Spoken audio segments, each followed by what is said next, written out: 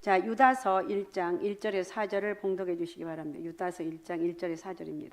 예수 그리스도의 종이요 야고보의 형제인 유다는 부르심을 받은 자 곧 하나님 아버지 안에서 사랑을 얻고 예수 그리스도를 위하여 지키심을 받은 자들에게 편지하노라. 긍휼과 평강과 사랑이 너희에게 더욱 많을지어다. 사랑하는 자들아, 우리가 일반으로 받은 구원에 관하여 내가 너희에게 편지하려는 생각이 간절하던 차에 성도에게 단번에 주신 믿음의 도를 위하여 힘써 싸우라는 편지로 너희를 권하여야 할 필요를 느꼈노니 이는 가만히 들어온 사람 몇이 있음이라. 그들은 옛적부터 이 판결을 받기로 미리 기록된 자니 경건하지 아니하여 우리 하나님의 은혜를 도리어 방탕한 것으로 바꾸고 홀로 하나이신 주제 곧 우리 주 예수 그리스도를 부인하는 자니라. 아멘. 자, 오늘은 위기 의식을 가져라입니다. 위기 의식을 가져라. 나이가 먹으니까 이게 말까지 헷갈려가지고. 위기 의식을 가져라. 한번 따라해 봅시다. 위기 의식을 가져라. 네, 여러분 잘하시네요. 위기 의식을 가져라.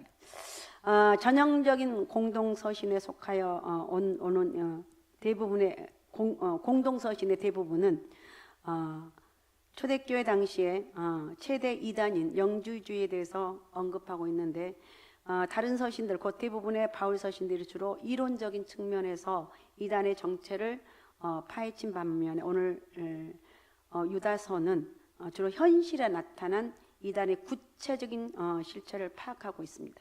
특히 유다서는 많은 거짓 가르침들 중에서 당시 교회를 극도로 오염시키고 성도들 미혹하였던 영지주의의 특징은 뭐냐? 그리스도의 성육신을 부정한다. 무슨 하나님이냐고 부정하고 육체는 악한 것이다. 그러니까 마음껏 죄를 지어도 된다. 이런 그러니까 방종을 일삼는 영주주의 이단에 대한 경계를 다루고 있습니다. 경고하고 있습니다. 특히 영주주의자들이 육체적 정욕에 따른 생활, 영적 권위를 무시하고 원망, 불평, 이 모든 것들 비경건적인 경건의 삶을 지적하면서 그런 가운데서 성도들은 끝까지 신앙을 지켜라. 끝까지 신앙을 지켜라. 정결하게 살아라. 끝까지 신앙을 지켜라. 정결하게 살아라. 이런 걸 강조하고 있습니다. 4절을 먼저 한번 읽으면 4절 읽어주시기 바랍니다. 이는 가만히 들어온 사람 몇이 있음이라.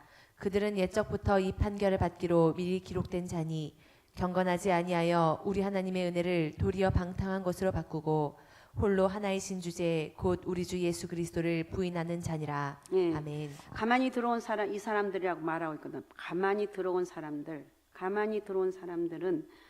눈에 보이지 않게 자신의 정체를 감추고 성도들의 믿음을 야금야금 해치고 있어요. 믿음의 병이 뭐냐? 불신이에요. 또 믿음의 병 한 가지가 원망, 그리고 파장을 일으켜서 주님의 몸된 교회를 멍들게 합니다. 유다서에 나타나는 거짓 선지자 곧 이단의 무리들은 영주주의는 그노시스로서 이들은 선과 악, 물질과 정신, 육체와 영혼과 육체 이혼론을 주장합니다. 좀 어려운 것 같은데 저도 준비하면서 스트레스 많이 받았거든요. 그래서 잘 들으십시오. 자, 이 편지를 쓴 유다라는 사람 누군가 1절을 이렇게 소개하고 있습니다. 유다는 자기를 소개하는데 어떻게 소개하는 1절 읽어주세요. 예수 그리스도의 종이요 야고보의 형제인 유다는 부르심을 받은 자 곧 하나님 아버지 안에서 사랑을 얻고 예수 그리스도를 위하여 지키심을 받은 자들에게 편지하노라. 예, 아멘. 예수 그리스도의 종이고 야고보의 형제 유다라고 말하고 있거든요. 두 가지인데 예수 그리스도의 종이다. 또 다른 하나는 야고보의 형제다고 했어요. 우선 이 사람을 알려면 무엇보다도 야고보가 우리 누군지는 압니다. 야고보가 누굽니까? 예수님의 동생입니다. 그런데 편지에 자신을 뭐라고 하냐? 야고보의 형제라고 말하는 거죠. 야고보의 형제라고 썼다는 것은 이 편지를 읽는 사람들이 야고보에 대해서 잘 알고 있다는 것을 암시하고 있어요. 초대교회 당시 기독교인이라면 누구나 다 알만한 야고보라는 사람인데 이 야고보는 초대 예루살렘 교회의 지도자고 예수님의 동생이에요. 이렇게 볼 때 본문의 유다는 야고보의 동생이자 또 예수님의 친동생이었다. 이렇게 그러니까 예수님의 친동생이다.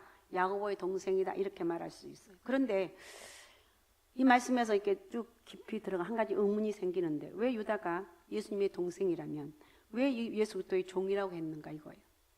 당연히 나는 예수님의 동생이라 하면 더 확실히 자신을 알릴 수 있고 더 자신을 드러낼 수 있을 거예요.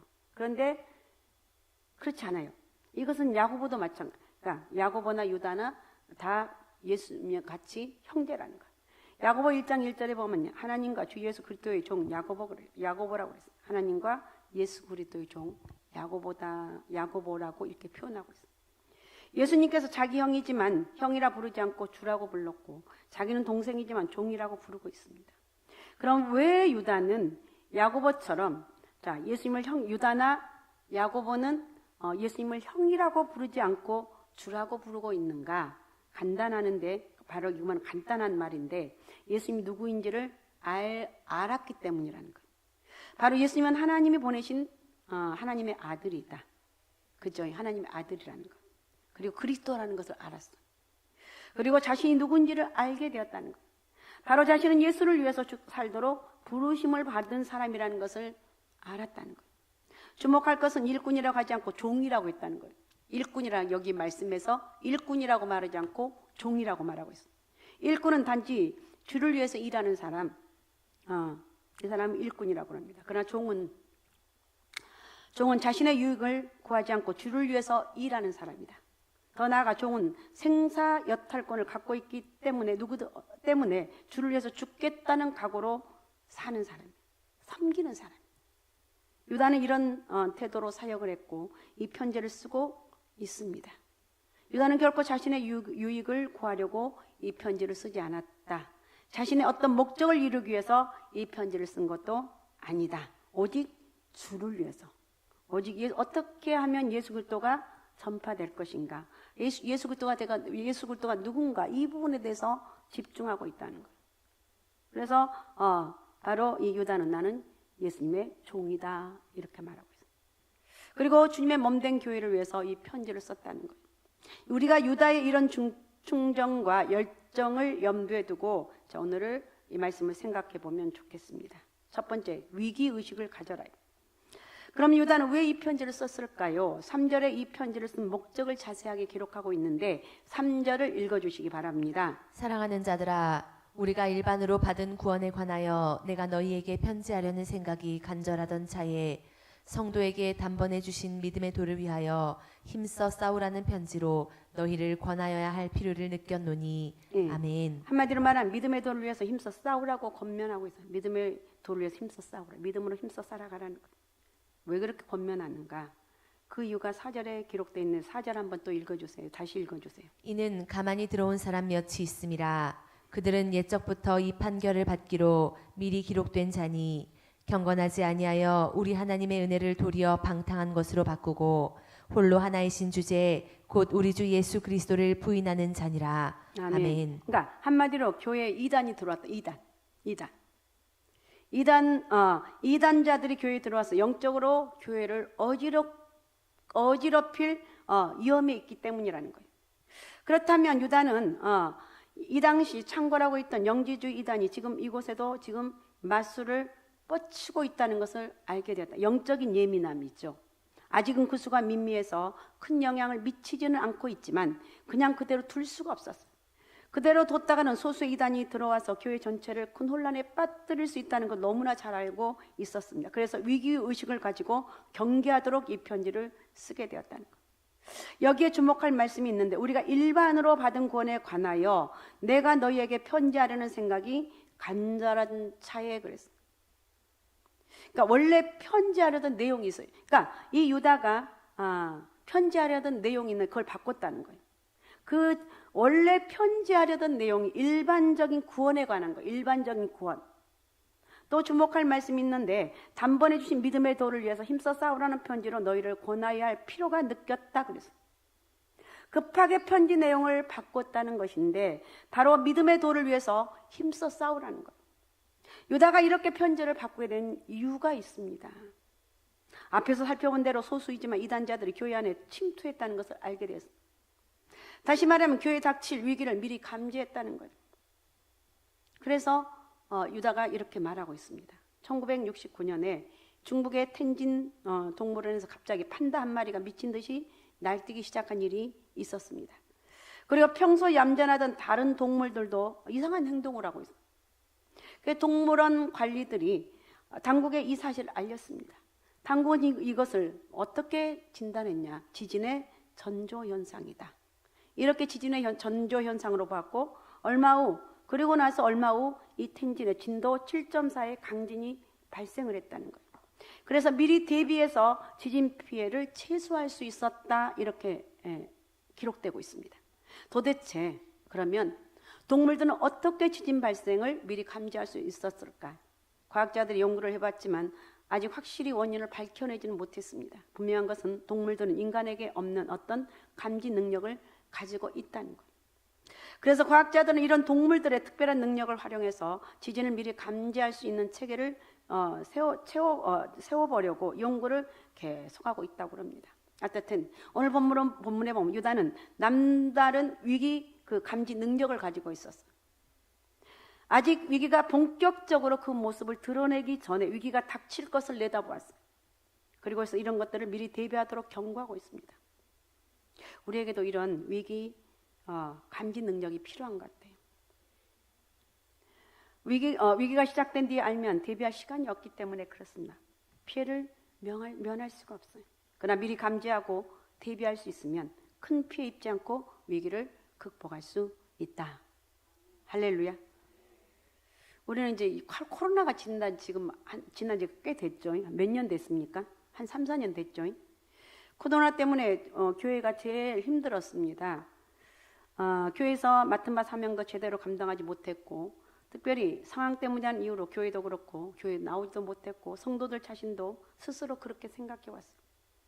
그런데 코로나 이후 원래대로 완벽하게 아직도 회복되지 못하고 있다는 거예요. 아직도. 그 이유는 그동안 우리 안에 영적인 태만이 깊이 뿌리를 내리고 있기 때문이라는 거예요. 우리는 이런 점을 주목해야 돼요. 자칫 우리에게 영적인 큰 위기가 닥칠 수 있다는 것을 우리는 내다봐야 돼요. 영적인 태만을 떨쳐버리지 못하면 우리가 믿음이 약해지고 희망정우의 믿음을 잃어버릴 수가 있어요. 우리 가정의 믿음이 흔들리고 믿음의 가문의 대가 끊길 수가 있습니다.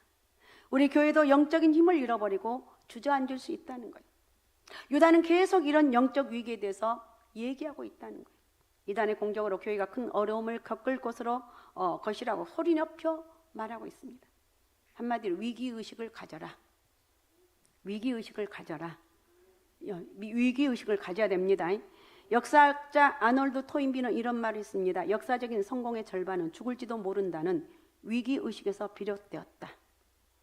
그러니까 역사의 성공의 절반은 죽을지도 모른다는 위기의식에서 성공했다는 거예요. 역사 속 실패의 절반은 과거에 찬란했던 시제에 대한 향수에서 비롯되었다고 했어요. 위기가 다가오는데 그 위기를 감지하고 위기의식을 가지고 대처하며 위기를 극복할 뿐만 아니라 전화위복으로 더 큰 성공의 길로 나갈 수가 있습니다. 그런데 위기가 다가오는데 그 위기를 감지하지 못하고 지금까지 그 성공, 우리가 이렇게 복을 받았어. 우리나라가 이렇게 복을 받았어. 우리가 이렇게 복을 받았어. 여기에 성공에 도취되어 있으면 안 된다는 거예요. 그렇게 되면 위기에 큰 피해를 입게 되고 결국 큰 실패를 맞게 된다는 거예요. 이 말은 토인비가 인류 역사를 오랫동안 연구하면서 얻게 된 결론이라는 것입니다. 그 위기의 경영, 삼성을 공부하다는 책이 있는데 도쿄대 명예교수 히타무라 요타로와 전 삼성전자 상무인 요시카와 로조가 공동 편집한 책인데, 자, 이 책은 선발 주자였던 일본 기업이 몰락하고 후발 주자였던 삼성 유독 우뚝 서게 된 이유를 이야기하고 있습니다. 한마디로 요약해 보면 위기 의식이 있고 업고의 차이, 위기 의식이 있고 업고의 차이라는 거예요. 1990년대 초에 이건희 회장 돌아가셨죠. 이건희 회장이 마누라와 자식만 빼고 다 바꿔라 그랬어요. 마누라와 자식만 빼고 다 바꿔라. 그러면서 위기 의식을 불러일으킨 것이 삼성 성공의 출발점이다, 이렇게 얘기하고 있다는 거예요. 그런데 일본인들은 위기의식 없이 그동안의 성공에 안주하다가 몰락하게 됐다는 거예요. 이 책에서 중요한 개념 차이를 소개하고 있는데 위기감과 위기의식 두 가지예요. 위기감은 이 상황이 언제쯤 끝날까? 또 얼마 동안 인내해야 될까? 이게 소극적인 불안감에 불과하다면 위기의식은 이렇게 가다가는 죽고 말 거야. 이 위기를 벗어나려면 내가 무엇을 해야 할까? 내가 어떻게 해야 될까? 몸부림을 치는 거야. 기도하면서 몸부림을 치는 거야. 무엇을 해야 할까 등 목숨 걸고 생존 방법을 찾는 것이다 그랬어. 위기가 다가오면 대부분의 사람들은 위기감에 빠지죠. 그러나 소수의 사람들은 위기의식을 가지고 결국 위기를 극복할 길을 찾아요. 삼성이 위기의식을 가지고 위기를 돌파한 데 비해서 일본 기업들은 위기감에 사로잡혀 몰락하게 되었다는 거예요. 본문의 유다는 위기의식을 갖도록 당시 교회에 힘주어 역설하고 있어요. 위기의식을 가져라. 그리고 이 위기의식을 전파라고 말했어요. 야, 지금 우리가 위험 장계에 있어. 믿음으로 똑바로 기도하지 않으면 안 돼. 가서 예배, 우리 가정에서 먼저 그거 해야지. 야, 얘들아, 예배 잘 드려. 하나님 예배하는 게 답이야. 그리고 여러분, 인간적인 방법으로 자녀들 아무리 예수 잘 믿으라고 해도 이게 쉽지가 않아요. 힘들어요. 그러니까 너 하나님 만나야 돼. 성령의 능력을 입어야 돼. 내가 다른 건 다 용서할 수 없지만 그 하나님 만나는 것, 이것이 너에게 최고의 능력이 돼야 돼. 하나님 만나야 된다. 아이들도 그렇고 어른들도 그렇고 하나님 만나는 성령의 역사가 있어야 된다는 거예요. 그럴 때 위기의식을 이겨나갈 수 있다는 거예요.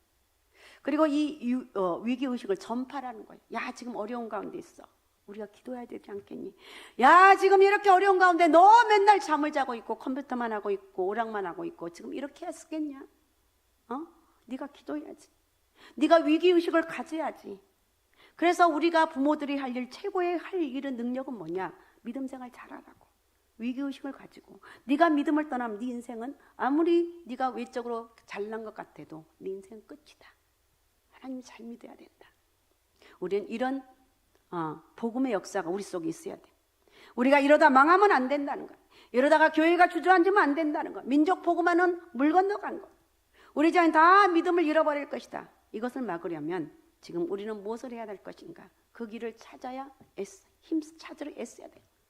무슨 일이 있어도 예배는 드려야 된다. 무슨 일이 있어도 철저하게 주일은 지켜야 된다. 무슨 일이 있어도 네가 시간만 있다면 예배 드리는 것, 네가 인생이 잘 되는 비결이다. 부모님들의 가장 큰 소원들은 뭐 믿음 있고 그걸 떠나서 잘 되는 게 꿈이잖아요. 좀 잘 됐다가 막 얼마나 우리 딸이 어떻게 됐어요? 우리 아들이 어떻게 됐어요? 이거 자랑하느라고 정신이 없어. 정신이 없어. 믿음 생활 잘하는 것이 최고의 자랑거리가 되시기 바랍니다.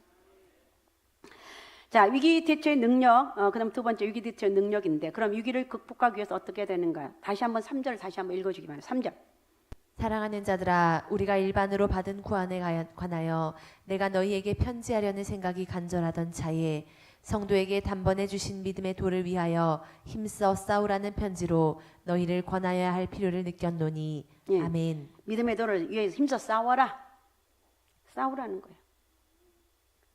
믿음의 도가 여기서 우리가 먼저 살펴볼 필요가 있는데, 유다는 이 말 앞에서 일반으로 받는 구원이라는 말과 대조가 되고 있어요. 평상시라면 일반으로 받은 구원에 대해서 관심을 가질 수 있겠지만 위기이기 때문에 지금은 위기 상황이라는 거예요. 우리는 오늘날 이렇게 정말 너무 편안하고 어쩔 때는 무기력한 상태에 있는데 이것이 위기라는 거예요. 위기이기 때문에 믿음의 도에서 특별한 관심을 가져라.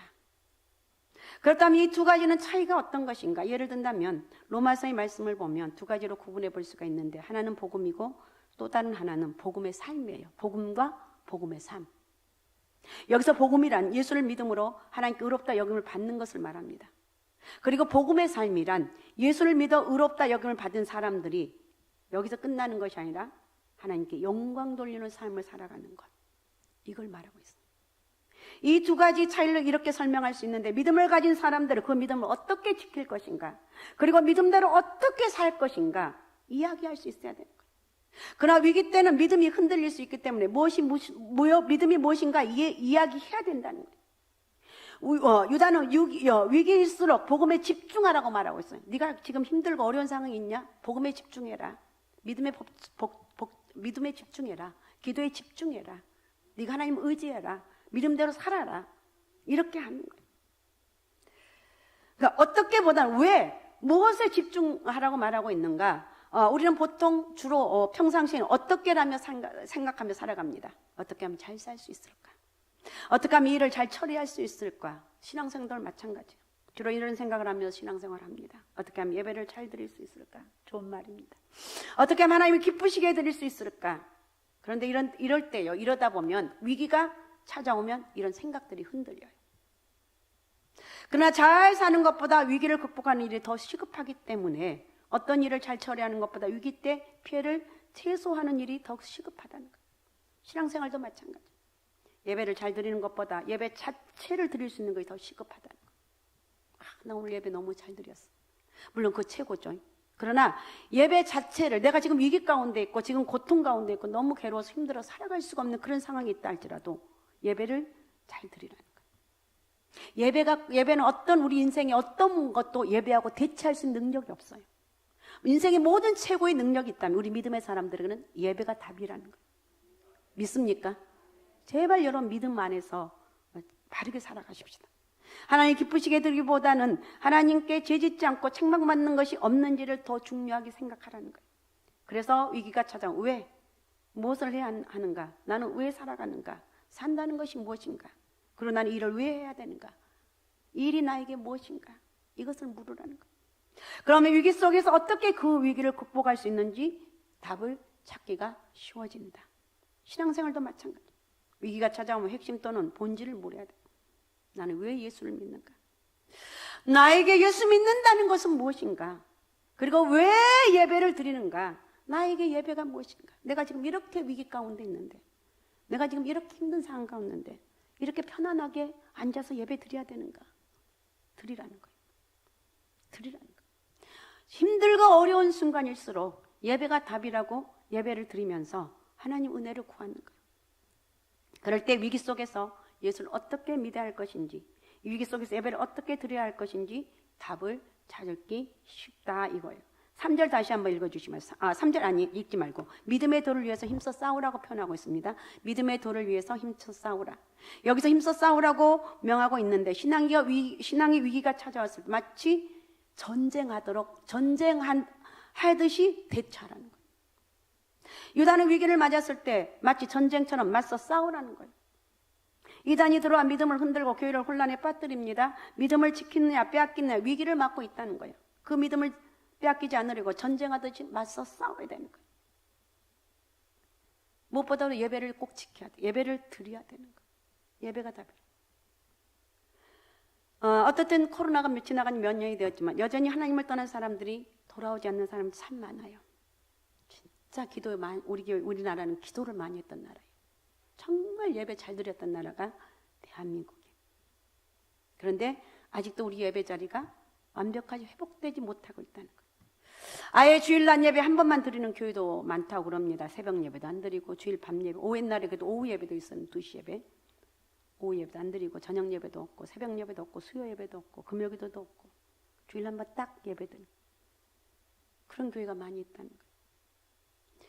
예배를 영과 진리로 드리지 못하고 형식적으로 드리는 사람들도 많고 예배 시간에 계속 잠자는 사람도 있어요.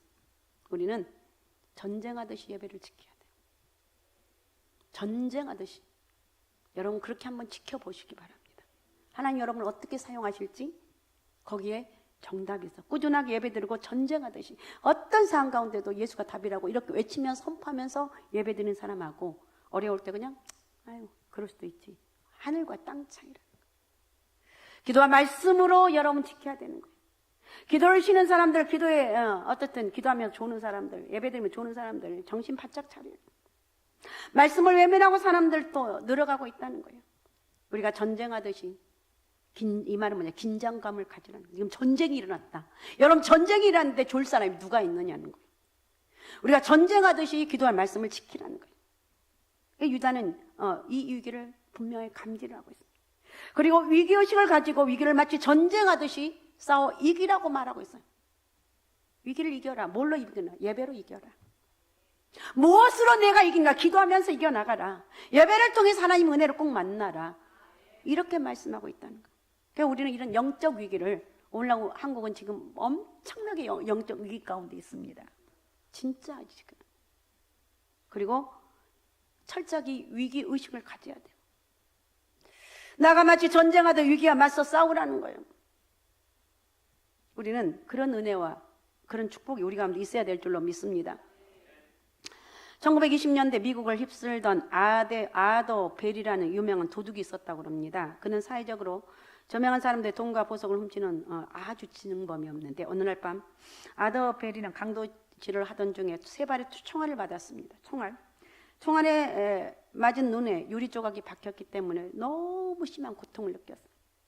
그래서 그는 그때 절망하면서 고백하는 것이 이런 고백이었다고 합니다. 앞으로는 절대로 도둑질하지 않겠다고 굳게 결심했어요. 그리고 18년간의 감옥 생활 후에 그는 한 작은 마을에 정착해서 굉장히 모범적인 시민 생활을 했습니다. 지역 주민들은 그를 그 지역 재향 군인의 회장으로 모시게 되었습니다. 결국 그에 대한 미담이 사방에 퍼지게 되었고 전국에서 기자들이 그가 살고 있는 작은 도시로 와서 인터뷰를 합니다. 어느 기자가 아더베리 회장님, 당신은 도둑질할 때 부자들의 재산을 많이 훔쳤다는 소식을 들었는데 그런데 그 중에서 누구의 재산을 가장 많이 훔쳤습니까? 이렇게 물었습니다. 그때 아더베리는 조금 더 주저하지 않고 말씀드리죠. 내가 가장 많은 재산을 훔친 사람 바로 이 아더베리 나입니다. 나라는 거. 내가 나의 능력을 이 도둑질할 그 능력을 선용했다면 성공적인 사업가나 사회에 공헌하는 사람이 되었을 것입니다. 그러나는 도둑이었기 때문에 나의 생활 중 3분의 1을 감옥에서 낭비하게 되었습니다. 이게 내가 가장 통탄한 일입니다. 이렇게 얘기했습니다. 어쨌든 이런 수많은 그 환경을 바라보면서 우리는 또 여기서 이 상태에서 마무리하면 안 되겠죠. 여기서 우리는 희망을 선포해야 돼요. 다시 예배가 회복되고 다시 하나님께 믿음이 회복되고 다시 기도가 회복되고 다시 이렇게 하게 되면 우리는 반드시 다시 모든 것들이 회복될 줄로 믿습니다. 이런 고백이 있어야 돼요. 그래서 여기서 희망을 선포해야 된다는 거예요. 아람 군대가 사마리아 성을 포위하자 마침내 성 안에 비축되어 있던 곡식이 다 떨어지게 됩니다. 먹지 않던 나귀도 비싸게 팔렸습니다.